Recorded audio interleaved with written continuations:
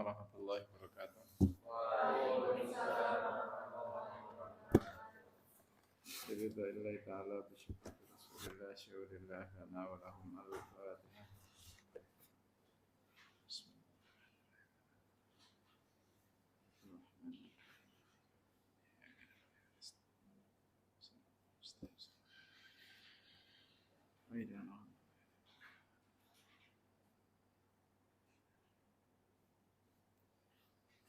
Ini monggo dibaca bareng-bareng dari ayat 116 sampai ayat 119.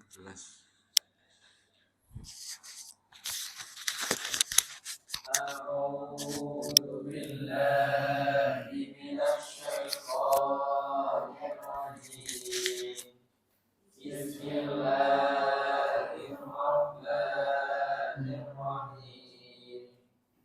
Wa qalu ittakhadallahu waladan subhanahu bal lahu ma fis samawati wal ardh kullu lahu qanitun badi'us samawati wal ardh wa idza qada amran fa innama yaqulu lahu kun fayakun. Wa qala alladziina laa ya'lamuuna lawlaa yukallimuna Allahu aw ta'tiina kadzaalika qaala alladziina min qablihim mithla qawlihim tashabahat qulubuhum qad bayyana al-ayati liqaumin yuqinun. Inna arsalnaka bil haqqi basyiran wa nadhiran wa la tus'alu an ashabil jahim. Shadaqallah. Shadaqallahul azim. Ayo dibaca siapa? Wa qalu ittakhadallah.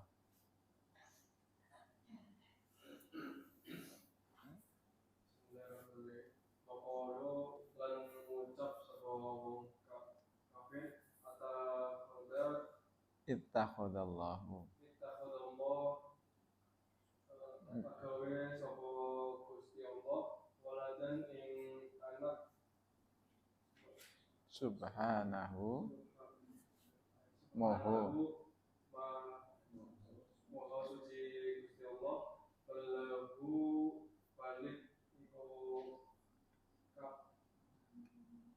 balik iku kagungane balik iku kagungane Allah ma utawi barang bisa mawati kang tetep ing dalam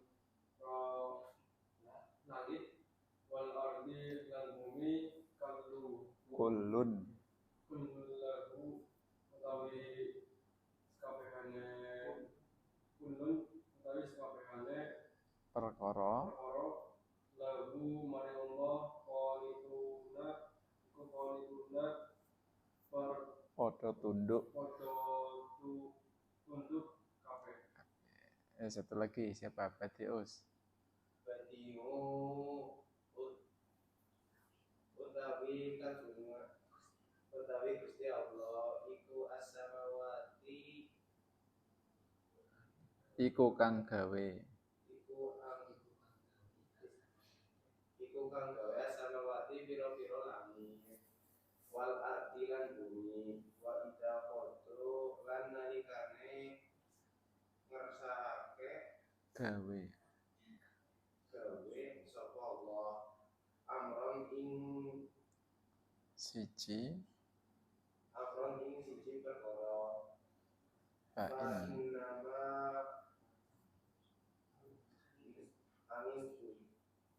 angin pestine angin pestine ya kulo mendika sapa Allah lagu Amr. marang amar kun ono sira fayakunu mongko ono sapa amar. Qala al-musannifu rahimahullahu taala wa nafa'ana bihi wa bi ulumihi fid dharain. Ini nanti 4 ayat dari mulai 116 sampai 119 ini ya. Itu masih melanjutkan perdebatan itu ya yang terjadi antara Rasulullah dengan orang-orang yang didakwahinya. Ya, jadi kalau objek dakwah Nabi itu orang Yahudi, orang Nasrani dan orang kafir Arab itu ya, atau orang musyrik Arab. Ibaratnya kalau orang Arab zaman itu ya belum beriman baik yang masuk Yahudi atau yang masuk Nasrani. Kebanyakan masih agama agama lokal itu ya. Ya kayak di sini mungkin dulu ini ya penyembah apa gitu ya. Penyembah dewa-dewa. Kalau kemarin itu kan tentang klaim itu ya. Jere sing duwe surga mung wong iki tok, mung agama ini tok. Kalau enggak masuk agama ini tidak bisa masuk surga. Orang Nasrani juga sama. Mereka bilang yang masuk surga itu cuma kelompok mereka saja. Tapi kan sama Rasulullah dijawab itu ya. Ya kabeh iso mlebu surga asal gelem iman itu ya. Atau orang umat-umat terdahulu pun itu ya masuk surga karena iman kepada Nabi mereka. Ya kalau sekarang yang diperintah untuk iman itu kan imannya kepada Nabi Muhammad. Maka bala man aslama wajhahu lillah. Sing gelem iman tur ya gelem amal apik wa huwa muhsin.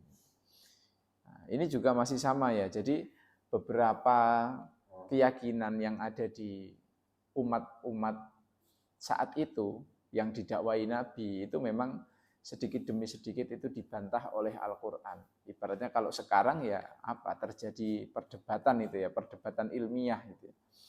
Di sini kan yang diperdebatkan apa? Itu kan mereka meyakini wa qalu takhadallahu walada itu ya. Allah itu punya anak gitu ya. Zaman dulu memang atau beberapa agama itu mereka itu masih belum bisa menjelaskan atau mungkin yang aslinya penjelasannya bukan seperti itu tapi dipelencengkan gitu ya. Kalau dalam Islam kan jelas ya yang namanya malaikat itu ya makhluknya Allah yang mereka punya tugas khusus dari Allah gitu ya. Yang beda dengan manusia dan jin gitu ya. Atau sama nabi pun itu ya makhluk Allah tapi mereka punya tugas khusus dari Allah untuk ibaratnya untuk menyebarkan agama Allah. Cuma contohnya bagi orang Arab itu ya atau bagi keyakinan Yahudi yang mungkin saat itu melenceng itu ya. Yang dipelencengkan. Kalau Yahudi yang ada di bawah Nabi Musa itu kan yang benar. Tapi ketika saat itu Nabi Muhammad ndakwai wong Yahudi atau ndakwai wong Nasrani itu yang ada saat itu mereka keyakinannya sudah melenceng. Mereka menganggap misalnya Nabi Isa sebagai anak Tuhan itu ya. Makanya dipanggilnya Tuhan Yesus itu ya. Kalau kita kan enggak. Nabi ya mereka utusan Allah, mereka dekat dengan Allah atau bahkan mereka diberi kekuatan super atau kalau sekarang jadi apa itu ya. Mungkin sekarang kayak film Marvel itu ya. Itu ya karena kedekatan dengan Allah, bukan berarti mereka itu punya punya satu esensi yang berasal dari Allah itu enggak itu ya. Tapi bagi kaum saat itu yang didakwai Nabi, mereka itu ibaratnya enggak bisa memahami konsep kenabian dengan benar. Sing jenenge Nabi ya mereka itu sama sekali tidak ada hubungannya zatnya dengan Allah. Zat itu maksudnya gini, saya dengan kamu sama orang tua kamu itu ya. Kita dengan orang tua kita itu kan kita memiliki hubungan nasab itu ya atau memiliki hubungan biologis itu ya. Karena bapak kita nikah ketemu ibu kita lahir dari proses yang dilakukan secara biologis oleh orang tua kita. Dan itu akhirnya menjadikan kita itu punya pertalian dekat dengan orang tua kita. Cuma orang zaman itu untuk memahami Rasul itu manusia yang dekat dengan Allah itu tidak bisa, mereka itu belum bisa memahami secara sempurna atau memang sengaja diselewengkan. Akhirnya itu mereka menjadikan kedekatan itu seakan-akan kedekatan yang bentuknya itu kayak anak dan bapak. Makanya ada Tuhan anak, ada Tuhan bapak. Sama juga orang-orang kafir Arab itu ya, pagan itu. Mereka juga tidak bisa memahami malaikat itu adalah utusan Allah atau mereka itu hanyalah makhluk Allah yang nanti ditugaskan khusus untuk pengelolaan alam semesta misalnya ya, atau pengelolaan hubungan mengantarkan wahyu dari Allah kepada malaikat. Mereka itu nggak bisa memahami yang seperti itu. Pokoknya nek sing jenenge dekat dengan Allah itu ya berarti ada hubungan kekerabatan itu ya. Jadi akhirnya mereka menganggap malaikat itu anaknya Gusti Allah. Itu orang kafir Mekah, orang kafir Madinah itu menganggap malaikat anaknya Gusti Allah. Orang Yahudi menganggap nabi-nabi mereka itu, contohnya kalau yang disebut di Al-Qur'an itu Uzairun ibnullah, makanya ada ayat itu ya. Waqalatil yahudu Uzairun ibnullah atau waqalatin nasarul masihub ibnullah. Jadi karena Nabi Isa, Nabi Uzair itu mereka punya peran penting dalam menyebarkan agama dan mereka kebetulan diberi mukjizat yang hebat-hebat, iso nguripke wong mati gitu ya. Sebenarnya kisah-kisah nabi yang bisa menghidupkan orang mati itu tidak hanya Nabi Isa. Kita kan seringnya hanya mendengar Nabi Isa. Nabi Uzair pun bisa itu ya. Rata-rata kisah-kisah nabi di Quran kalau yang terkait dengan Nabi Bani Israel itu pasti ada salah satu cerita mereka itu bisa menghidupkan orang mati. Nabi Musa kan ada itu ya, di surat Al-Baqarah kan ada ya, disabet nganggo buntut sapi itu ya. Nanti kan orangnya hidup lagi. Ya, jadi menghidupkan orang mati itu tidak khusus terjadi pada Nabi Isa, tapi juga terjadi pada Nabi Musa, terjadi pada kisahnya Nabi Uzair. Kalau Nabi Uzair nanti di juz 3 itu ya. Au kalladzi yang ayat au kalladzi marra ala qaryatin itu. Itu ada kisahnya. Jadi apa tadi ya? Untuk kalau di Islam ya, maka Islam datang itu salah satunya untuk mengkoreksi keyakinan sing wis kadung salah dipahami oleh masyarakat. Masyarakat saat itu nganggepe wah nek nabi sakti mereka berarti punya hubungan khusus dengan Allah yang itu oleh mereka dikatakan anak Allah, atau tadi malaikat itu punya kehebatan khusus, punya tugas khusus, maka itu dinamakan anak Tuhan. Tapi kalau dalam Islam akhirnya dijelaskan enggak seperti itu. Sedekat apapun manusia dengan Allah, contohnya para nabi dan rasul, atau sehebat apapun mukjizat para nabi dan rasul, itu mereka hanya sekedar statusnya itu masih sekedar hanya manusia. Atau kalau dalam Quran kan Abdullah itu ya, hanya hamba itu ya, hanya hambane Allah. Tidak ada status yang sampai menjadikan nabi dan rasul itu tiba-tiba malah jadi anak Tuhan, itu enggak bisa itu ya. Atau sama juga malaikat itu kan punya tugas khusus dari Allah. Ibaratnya melebu mereka tempatnya pun beda dengan manusia. Tempatnya lebih mulia, lebih mewah gitu ya. Atau mereka dulu tinggalnya di surga, atau mungkin mereka punya tugas-tugas khusus misalnya menjaga arsy atau apa itu ya. Itu pun dengan kekuatan atau dengan kehebatan yang mereka miliki, mereka hanya statusnya itu masih sekedar hamba Allah, tidak kurang, tidak lebih itu ya. Tidak bisa lantas mereka statusnya itu seakan-akan dia itu jadi kerabatnya Allah atau keluarganya Allah. Apalagi sampai jadi anaknya Allah. Maka ini di dalam ayat ini itu dijawab itu ya, kekeliruan yang sudah terlanjur tersebar diyakini oleh masyarakat saat itu. Maka di sini subhanah, itu kan ibaratnya kalau kita biasa pikiran apa itu, kalau baca tahlil kan ada subhanallah. Itu subhanallah itu maksudnya itu kita itu menghilangkan pikiran-pikiran negatif yang terkait dengan Allah. Ibaratnya Allah kok duwe anak, itu kan pikiran sing elek.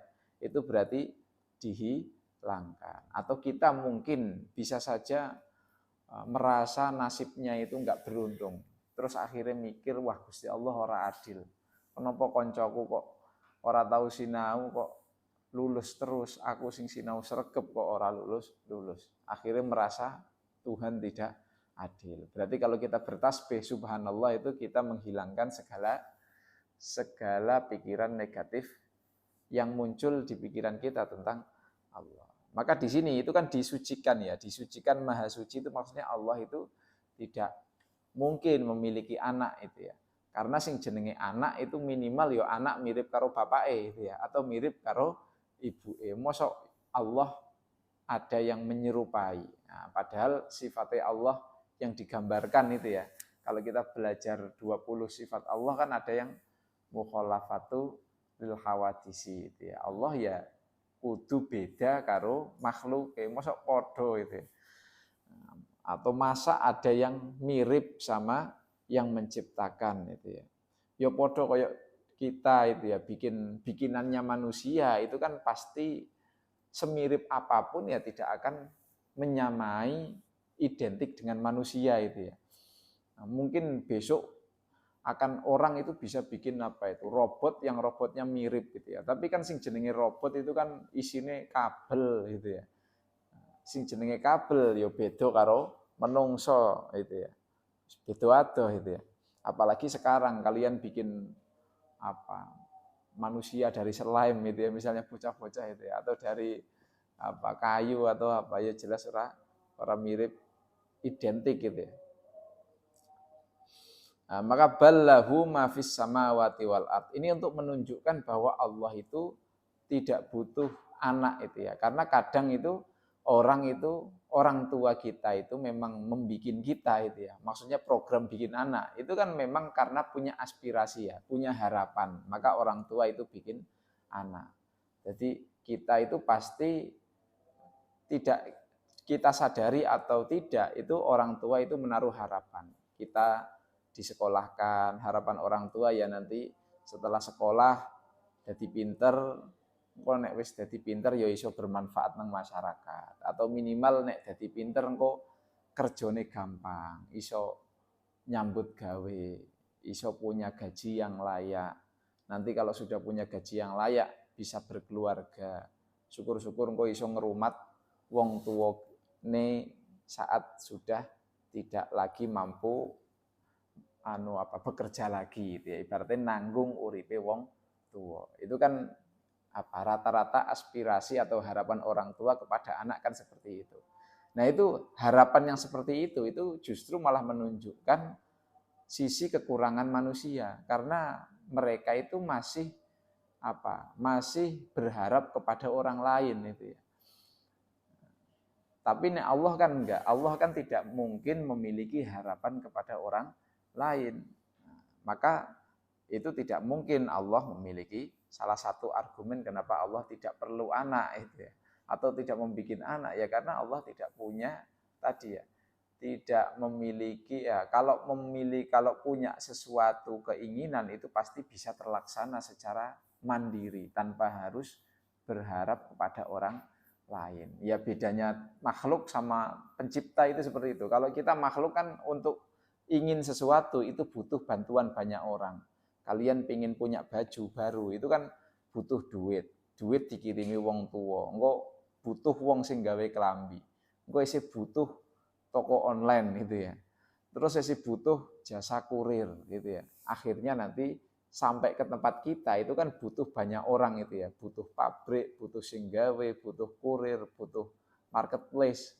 Sing akhirnya nanti barang itu bisa kita pakai. Itu kan betapa banyaknya orang yang andil dalam memenuhi kebutuhan kita. Nek Allah kan enggak. Maka di sini digambarkan ballahu ma fis samawat. Bal itu dia untuk menegasikan kalimat sebelumnya yang mengatakan Allah itu punya anak. Ballahu ma fis samawati wal ard. Seluruh langit bumi ini maksudnya langit dan bumi itu hanya untuk gambaran kecil aja.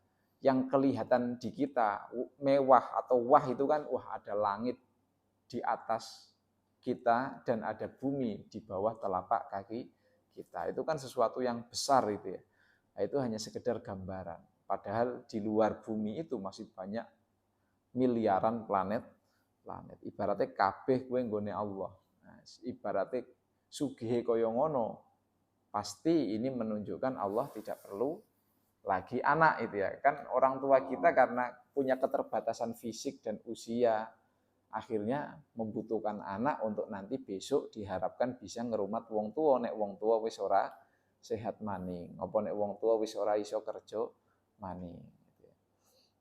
Makanya kalian jangan sampai ikut-ikutan tren yang ada di sosial media itu kan kadang kurang baik ya. Mereka kan bilang apa? Yang di sosial media kalian pernah dengar nggak ada istilah sandwich generation? Itu pernah?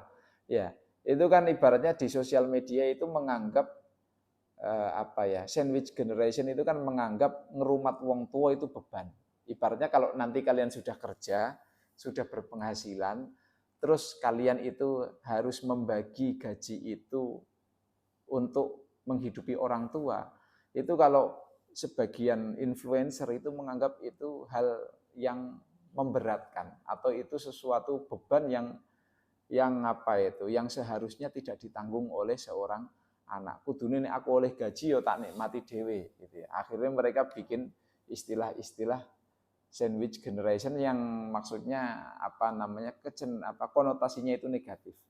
Padahal kalau di dalam agama kita itu ya, meskipun memang ngerumat wong tua itu ora gampang, apalagi kalau kita sampai harus berbagi gaji itu ya. Gajinya harus dibagi untuk menghidupi orang tua. Ya senajan iku abot, tapi kan ganjarane gede itu ya. Ganjarane ora kena dihitung. Ya besok pasti akan diganti dengan yang lebih baik. Cuma kan kadang sing jenenge influencer kan ora mesti ngaji itu ya. Jadi ngertine koyo ngono atau orang-orang yang curhat di sosmed itu kan ora kabeh ya pernah ngaji atau ora kabeh mungkin belum mendengarkan ngaji sing babakan koyo ngono, akhirnya nganggep itu beban. Nah, kullul lahu qamitun itu gambaran bahwa ibaratnya Allah itu sebenarnya sudah punya yang dimiliki itu tidak terbatas dan sudah punya ibaratnya sistem untuk menopang itu ya, untuk menopang jalannya alam raya. Ibaratnya tanpa perlu anak pun, ya emang nggak perlu itu ya. Itu tidak perlu, ibaratnya Allah itu sudah punya kuasa yang kuasanya itu independen, berdiri sendiri tanpa harus membutuhkan orang lain. Ya, intinya bedanya Allah sama makhluk itu kalau kita untuk memenuhi kebutuhan kita itu kita masih butuh pihak-pihak lain agar kebutuhan kita terpenuhi. Tapi kalau Allah kan ibaratnya mustakil ya. Mustakil itu ya kalau apapun yang Allah kehendaki itu bisa terlaksana tanpa harus bantuan orang lain. Maka otomatis tidak perlu anak itu ya. Karena apapun yang diinginkan Allah itu otomatis terlaksana. Ya kalau kita kan enggak. Kita kan butuh anak karena memang ada momen, ada waktu besok kita itu tidak bisa memenuhi kebutuhan kita sendiri. Nah, terutama ketika sudah umur itu sudah tua, itu kan semua organ fisik itu pasti melemah. Nah itu maka orang tua akan butuh bantuan orang lain. Ayat 117 ini masih menggambarkan ini ya, menggambarkan kemampuan Allah itu seperti apa sehingga Allah itu tidak butuh yang namanya anak. Badi'us samawati wal ardh.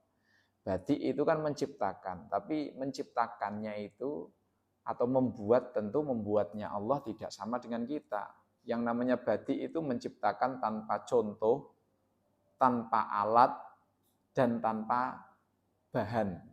tanpa materi. Kalau kita kan beda. Kalau manusia itu untuk membuat sesuatu itu butuh contoh dulu. Atau kita kalau zaman kita kecil itu kan agar bisa menggambar sesuatu itu kan kudu ndelok gambar liyane dhisik ditiru nanti baru kita bisa menggambar yang seperti itu. Untuk kita bisa jalan itu kan kita butuh melihat orang yang berjalan. Akhirnya kita niru orang itu, lama-kelamaan kita setelah banyak berlatih akhirnya bisa berjalan. Nah, itu kan proses manusia itu selalu butuh contoh dulu baru nanti melakukan atau nanti mengembangkan gitu ya.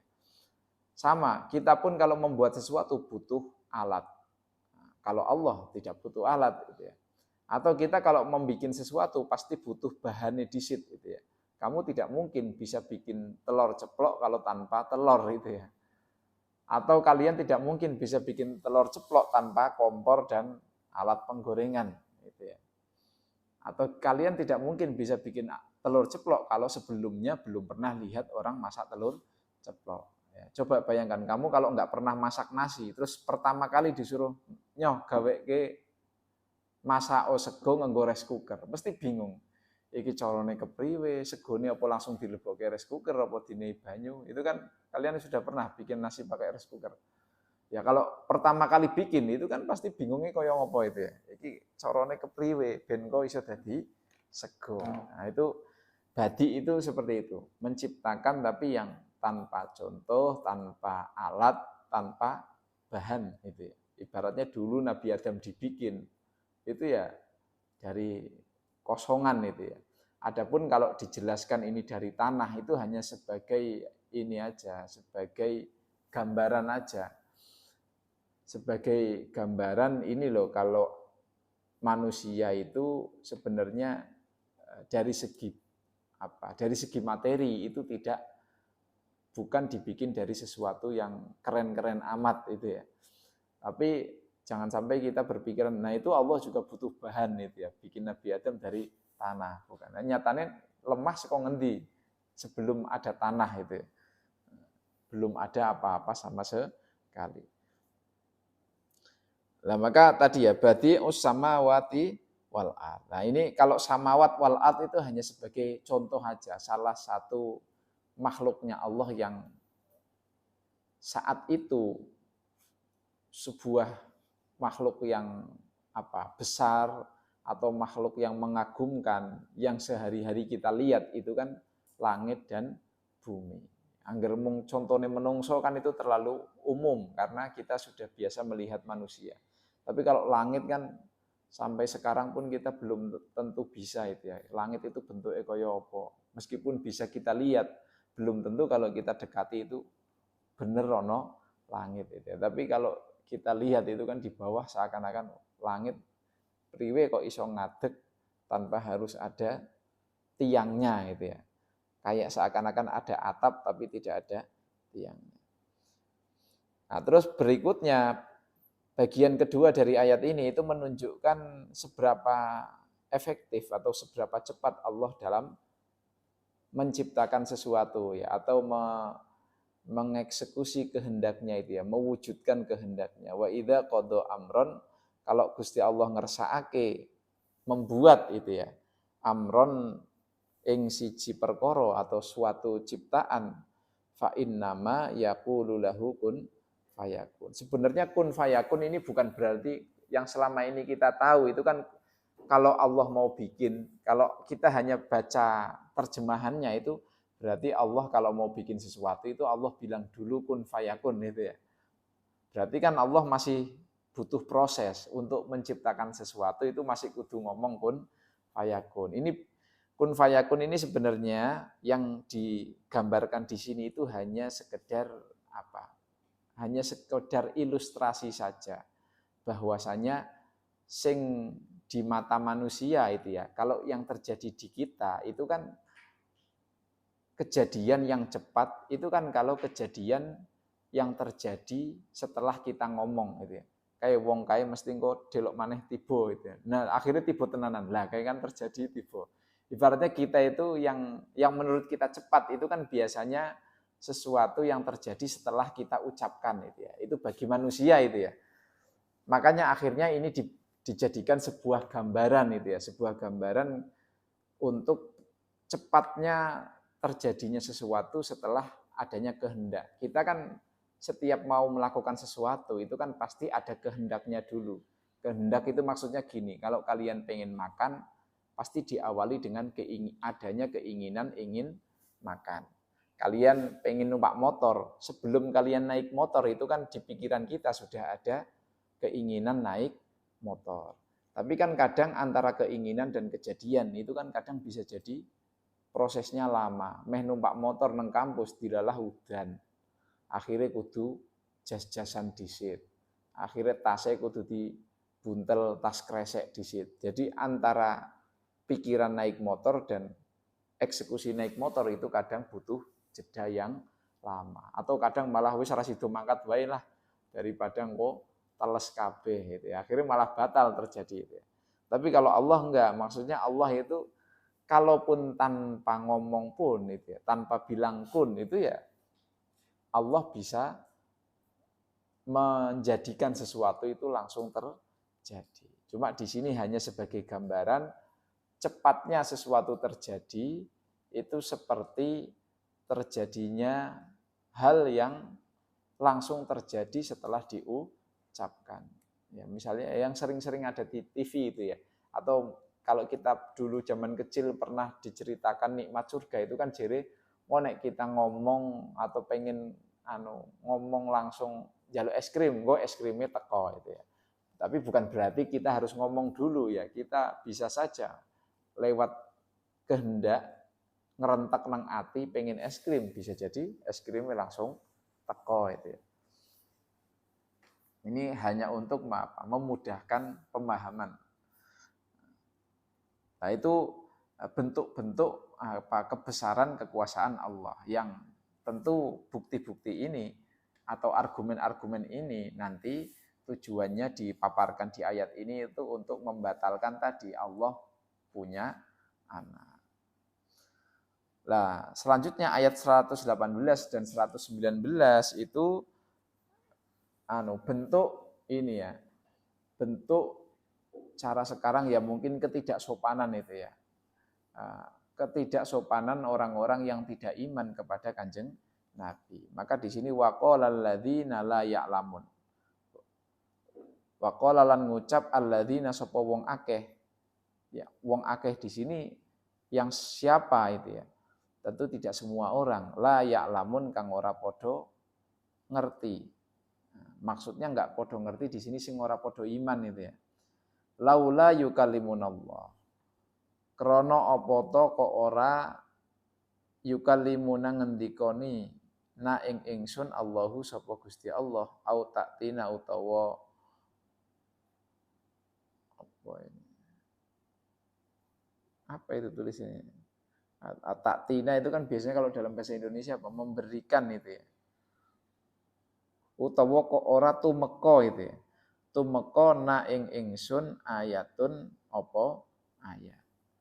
Jadi mereka itu kan yang namanya kita sebagai manusia, Allah kalau ingin menyampaikan pesan kepada kita itu kan tidak bisa, memang tidak bisa secara langsung. Bukan berarti Allah tidak bisa, tapi memang karena adanya keterbatasan manusia itu ya. Bukan berarti Allah itu tidak bisa membikin kita itu langsung tahu Allah, bukan. Tapi memang ada semacam Allah itu membikin tahapan-tahapan tertentu. Misalnya untuk mengirim wahyu ke kita itu Allah lewat malaikat, nanti malaikat lewat nabi, nanti nabi baru mengajarkan ke kita.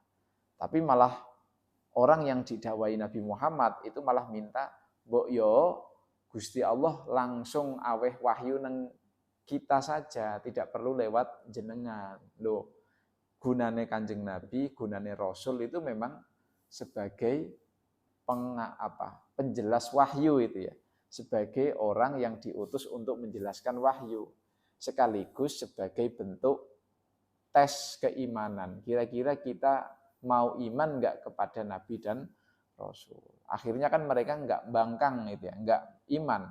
Bentuk ketidakimanan mereka itu dengan cara aku ora percaya nek kamu yang menyampaikan. Wis aku tak pengen langsung wae sing menyampaikan ke saya itu langsung Gusti Allah. Laula yukallimunallahu au ta'tina ayah. Kenapa Gusti Allah ora langsung wae ngomong nang kita atau langsung memberikan wahyu kepada kita.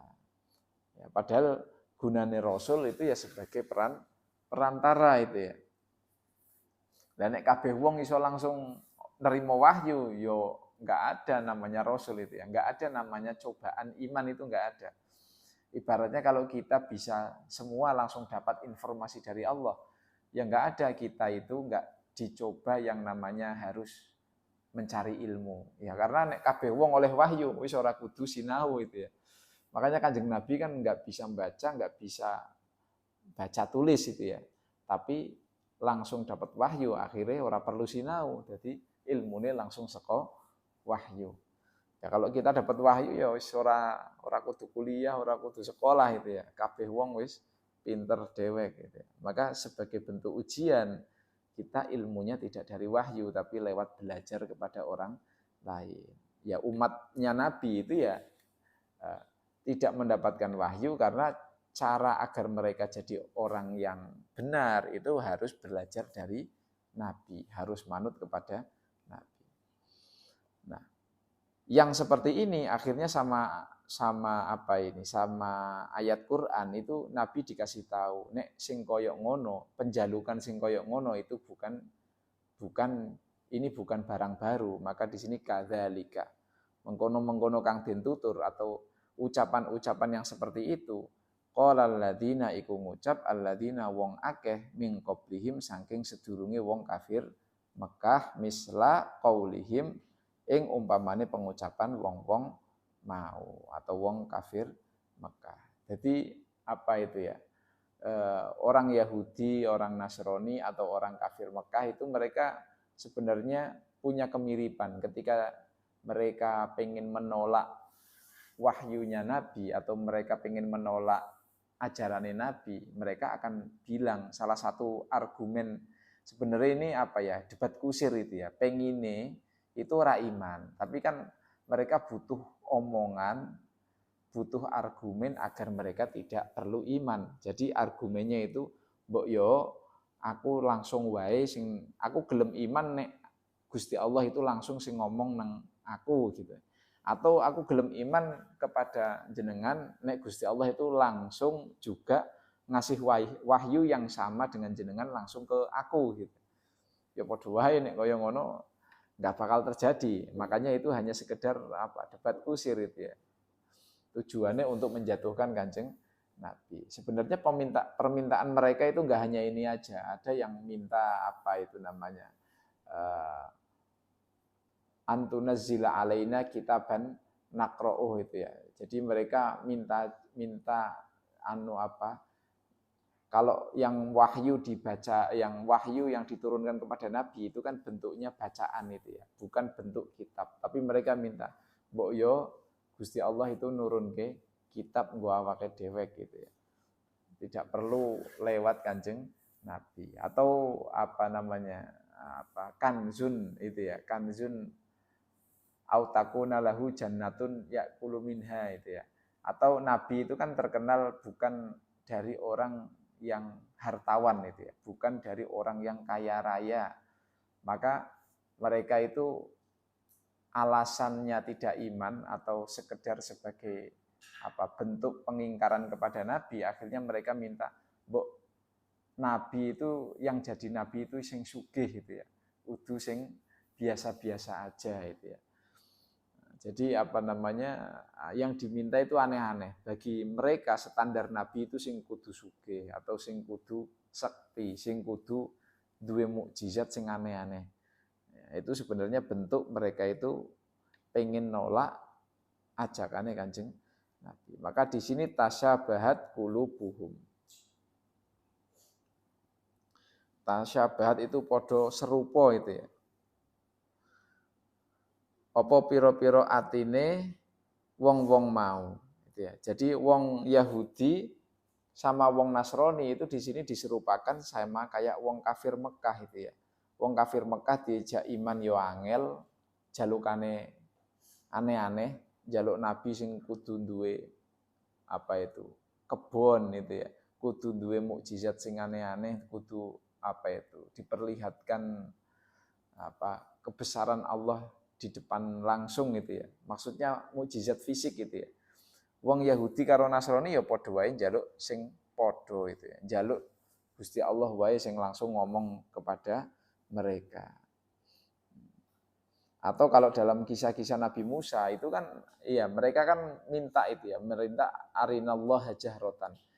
Nah, dikon iman tapi malah mereka minta supaya bisa melihat Allah, dipertemukan langsung dengan Allah. Padahal memang bukan apa ya, bukan posisi kita itu bisa langsung menerima wahyu dari Allah. Sing berhak ya hanya nabi dan rasul. Maka di sini diserupakan itu ya, diserupakan jeleknya mereka atau mungkin apa ya, kedangkalan pikirannya itu antara orang yang sebenarnya pinter, orang ahli kitab tapi malah pikirannya padha wae kaya wong-wong kafir sing padha urung iman. Maka di sini qad bayyannal ayati liqaumi yuqinun. Sebenarnya kalau mereka mau sadar itu ya, itu semua penjelasan bayanna itu ya. Teman-teman mertelake sapa ingsun ayat ing pira-pira ayat liqaumin kanggo kaum yuqinun kang padha iman kabeh. Jadi kalau mereka mau sadar, mau menerima itu sebenarnya atau mau berpikir itu sebenarnya semua hal yang membantu untuk iman itu sudah ada semuanya. Ya, maksudnya mereka yang hidup saat Nabi itu kan kalau mereka mau mencermati itu mereka akan langsung mudah menerima kalau yang namanya Muhammad itu ya benar-benar Nabi. Kalau sekarang mungkin agak susah ya, terutama kalau bagi orang non-muslim gitu ya. Kalau kita kan alhamdulillah lahir dari orang tua yang Islam gitu ya, sekali ngelakoni. Tapi kalau orang yang non-muslim itu kalau dia tidak benar-benar apa? Itu benar-benar agar mereka Islam itu atau sadar supaya masuk Islam itu mereka butuh effort itu ya. Butuh bisa jadi karena apa itu? Karena banyak baca akhirnya masuk Islam atau mungkin karena mau apa ya? Berpikir itu ya. Benar-benar mencari kebenaran akhirnya baru bisa masuk Islam. Kalau kita misalnya tidak pernah kritis itu ya, atau tidak pernah punya hobi membaca, atau tidak pernah punya hobi berpikir, itu kalau misalnya kita posisinya belum Islam itu kan sulit kalau untuk bisa sampai pada Islam itu ya. Meskipun sesulit apapun itu sebenarnya kalau orang mau mencari itu ya, itu sebenarnya sudah banyak sumber-sumber yang bisa mengantarkan pada keimanan. Nah, maka di sini yuqinun bagi orang yang yakin, bagi orang yang beriman itu sebenarnya tidak sulit itu ya untuk beriman kepada Nabi Muhammad karena segala informasi tentang Nabi itu sudah tersebar saat itu ya di kawasan itu. Nah, ini ayat 119 ini penutup ini ya. Ini untuk apa ibaratnya memberikan informasi terkait posisi Nabi kepada umatnya ya. Inna arsalna kabil haqqi. Saat temene ingsun, inna saat temene ingsun arsalna iku ngutus ingsun ka ing sira Muhammad bil haqqi kelawan sak benere agama gitu ya. Maksudnya di sini kita kan yang namanya hak itu kan sesuatu ucapan itu ya. Di kita saja. Kalau kita sesuatu yang namanya kebenaran itu kan ucapan yang sesuai dengan kenyataan gitu ya. Itu yang namanya kebenaran. Kalau yang kebatilan itu sesuatu ucapan yang tidak sesuai dengan kebenaran. Nah, kalau menurut Quran, agama yang sesuai dengan kenyataan, maksudnya sesuai dengan apa yang diperintah oleh Allah, real yang diperintah oleh Allah itu ya yang namanya agama Islam. Kalau selain agama Islam, kalau menurut versi Quran itu senajan pemeluknya menganggap agama itu benar, tapi sebenarnya itu bukan yang hak karena itu sebenarnya bisa jadi itu sudah dipelencengkan atau memang dari awal sudah lenceng. Kalau agama Yahudi dan Nasrani itu kan ya ada benernya, tapi banyak yang sudah dipelencengkan. Makanya Allah itu mengirim utusan terakhir yang tujuannya itu untuk mengkoreksi kesalahan-kesalahan yang terjadi di agama atau di umat-umat terdahulu. Maka di sini hak itu lawannya nanti batil itu ya. Kalau hak itu berarti sing disampaikan Nabi Muhammad itu ya sudah sesuai dengan kebenaran yang dari Allah, sesuai dengan kenyataan. Tapi kalau yang diyakini oleh ahli kitab itu meskipun mereka menganggap itu benar, tapi itu sebenarnya tidak sesuai dengan kebenaran yang disampaikan oleh Allah.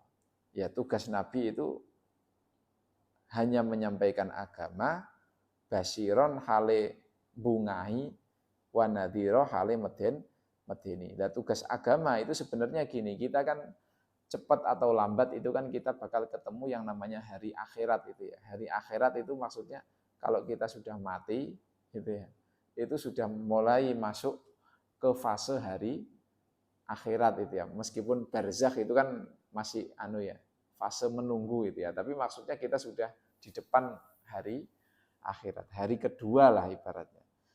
Nah, selama kita masih hidup itu kan kita masih diberi waktu. Maka nabi itu yang namanya nabi diutus itu kan basyir. Kalau basyir itu memberi kabar gembira tentang yang akan terjadi di masa yang datang. Berarti kita masih punya kesempatan untuk berusaha mendapatkan kabar gembira itu atau untuk mendapatkan janji-janji gembira itu. Sebaliknya nadhiro itu kan medeni.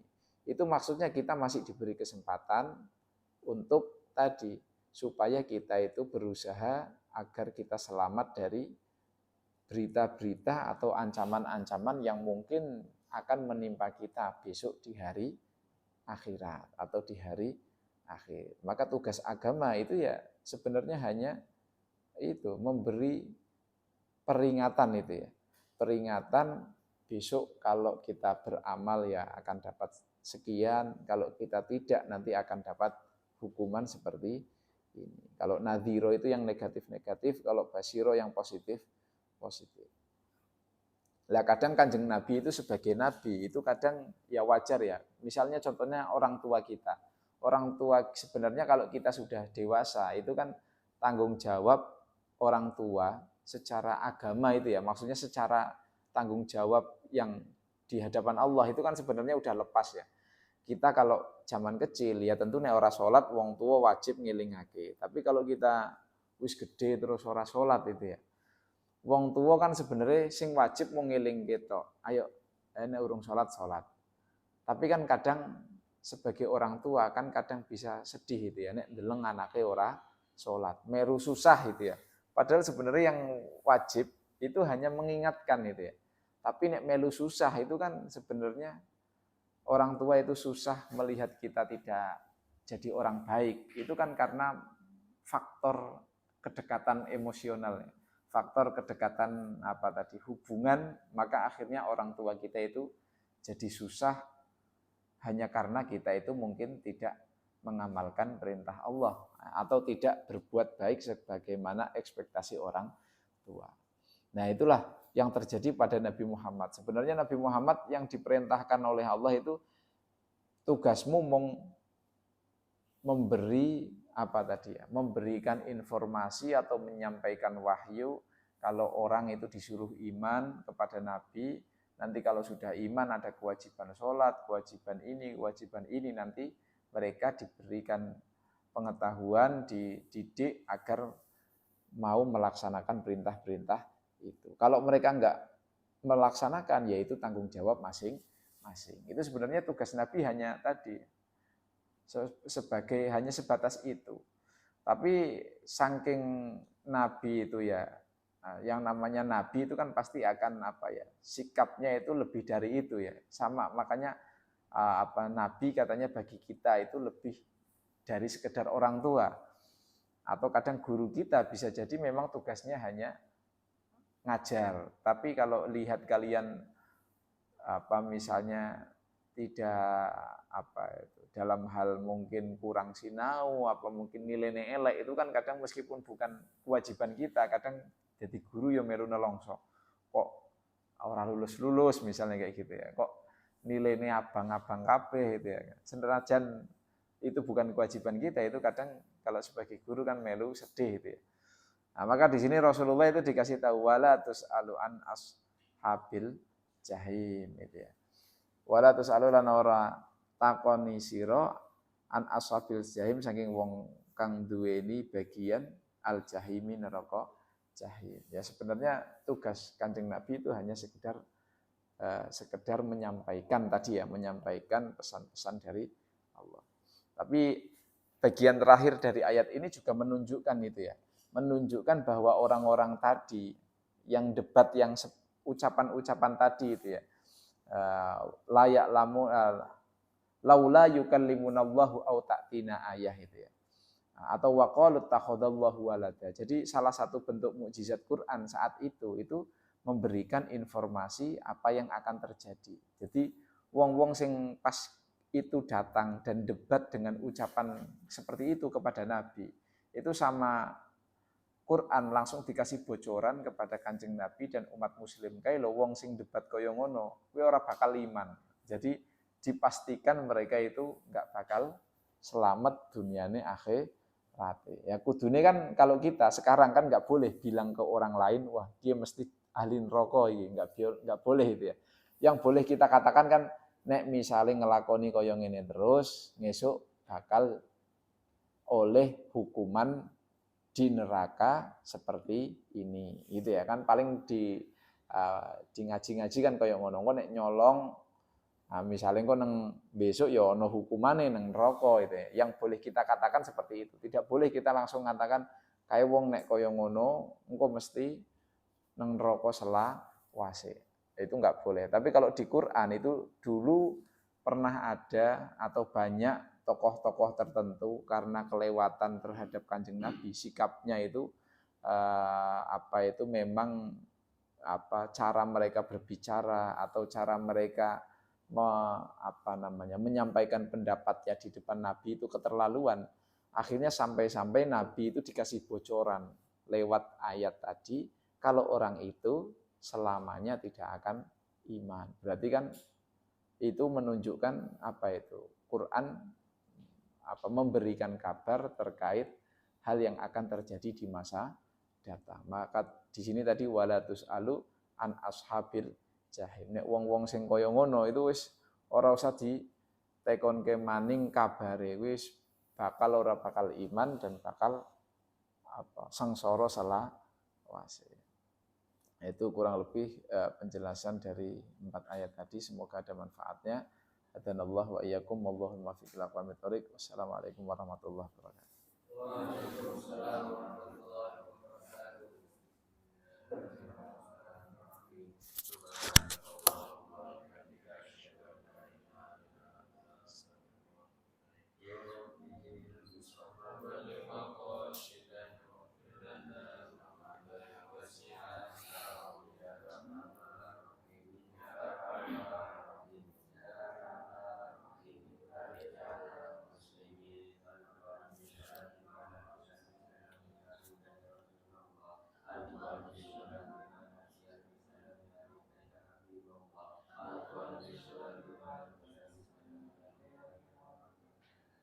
Assalamualaikum warahmatullahi wabarakatuh. Waalaikumsalam. Terus semuanya.